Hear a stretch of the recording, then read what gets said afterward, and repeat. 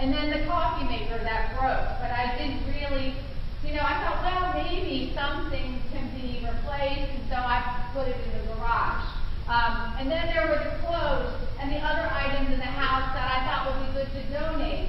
But I put them in bags and I put them in the garage. And so the garage began to sort of take on this kind of hoarder's graveyard sort of mess about it. And it overwhelmed me. And I would look at it and I would say, I need to clean this up.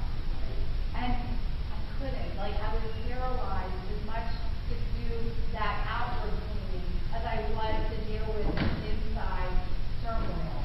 And so I would just close the door and not look at it and just forget that it was piling up and getting messier until I had to throw that Amazon box in the garage.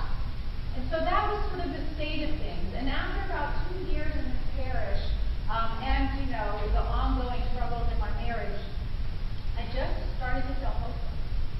And I thought, I don't know what to do here. I don't know how to deal with these leaders. And I guess I'm not a very good pastor. Just saying those words, I can feel some of the emotion that I felt in those early years in my ministry when I was ready to quit.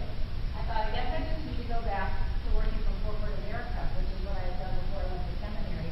And of course, I felt like a colossal failure because I spent 4 years getting the degree that would make it possible for me to have this job, and 2 years in, I was ready to quit. And so I met with a colleague. It turns out that after they called me to be one of the first female pastors in the community, the Episcopal Church down the road did the same thing. And so she was an older, wise